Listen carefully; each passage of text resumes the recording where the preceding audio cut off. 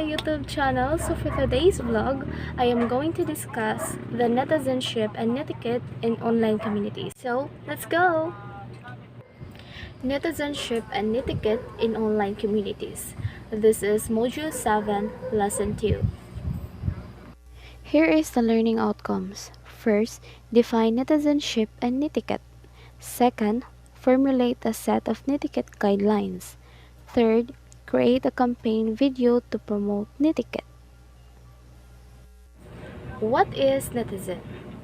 Netizen is a slang term derived from the combination of the words internet and citizen. The term citizen is used to describe people who use the internet to participate or contribute to an internet group of society. The word may be also used to describe an individual who spends a lot of time on the net. Next is netizenship. Netizenship means citizen of a globally connected internet. It may simply be defined as citizen of the net. But in legal sense, as the concept of citizen or citizenship, it carries with both rights and responsibilities. It is better to define the netizen in the same approach.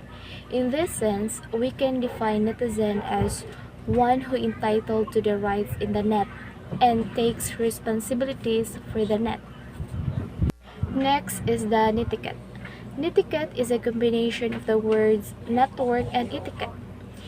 It is defined as a set of rules for acceptable online behavior. Similarly, online ethics focuses on the acceptable use of online resources in an online social environment.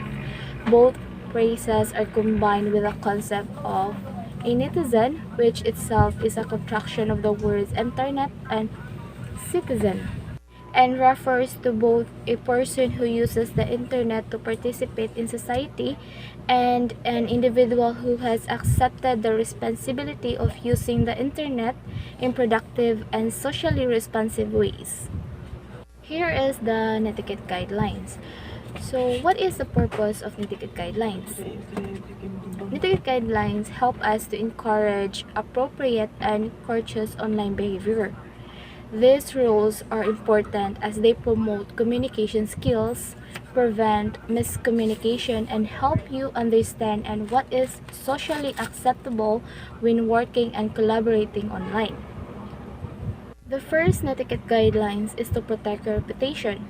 Do not post things that could hurt your reputation when you make the transition from using social media for fun to using it professionally.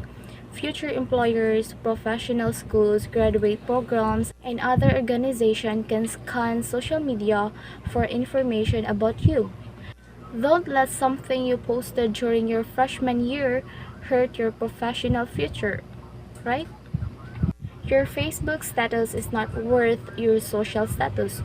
What you post or share now could seriously affect how your friends, family, and even future employers see you. Second is respect people's privacy. Privacy is about respecting individuals. If a person has a reason to keep something private, it is disrespectful to ignore that person's wishes without a compelling reason to do so. Privacy is important because it gives us the power to choose our thoughts and feelings and who we share them with. Privacy protects our information we do not want to share publicly, such as health or personal finances. Third is express yourself clearly and use emoticons. Expressing ourselves effectively is important in all areas of our lives. It is important at work with our boss, family, and peers. The best thing to express ourselves is that be mindful of your emotions. When emotions run high, it is hard to articulate what you need. We are too entrenched in fight or flight mode and we are not able to think clearly. That is when mindfulness can help.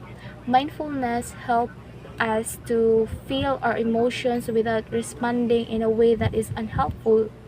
Fourth is to remember the intellectual property. Intellectual property is any product or work that resulted from original thought. Examples are manuscript, design, artwork, your website content, blog posts, and articles. As a responsible scholar, it is important to acknowledge the work of others because it helps us to avoid plagiarism, and it also demonstrates that you have studied your subject in sufficient depth. Fifth netiquette guidelines is check spelling, grammar, and punctuation.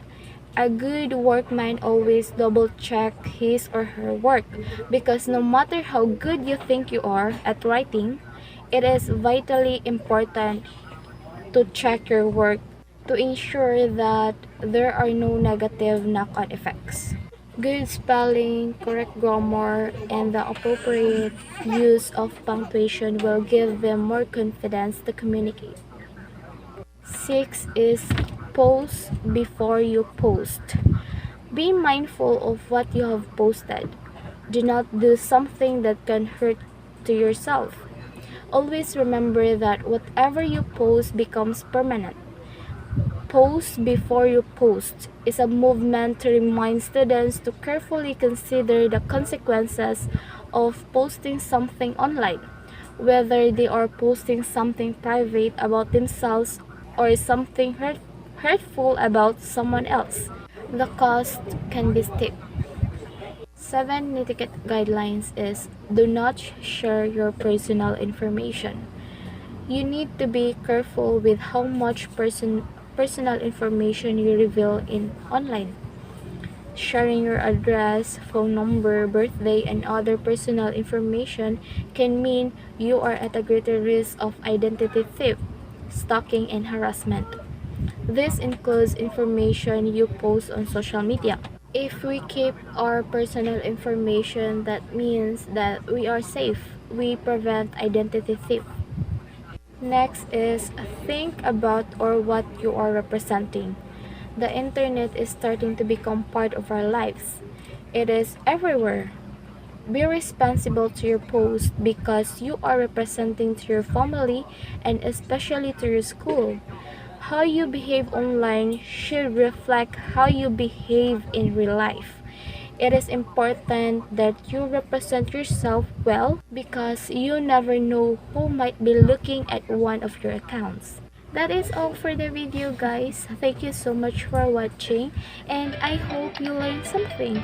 Don't forget to like, comment, share, and subscribe. Bye bye!